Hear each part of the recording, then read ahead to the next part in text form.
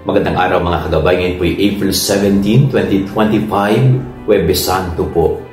At patuloy po tayong nagninilay sa naging buhay at aral ng ating Panginoong Hesus.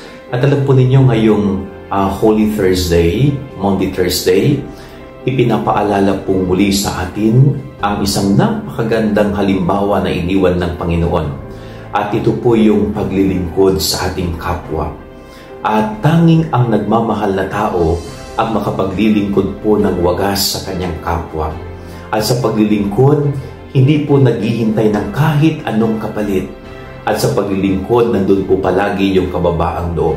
Katulad po ng ginawa ng ating Panginoong Jesucristo, nang dahil sa kanyang pagmamahal at pag-ibig sa sangkatauhan sa ating lahat, pinaglingkuran niya po tayo ng walang kapalit at pinaglingkuran po niya tayo ng may kababaang loob.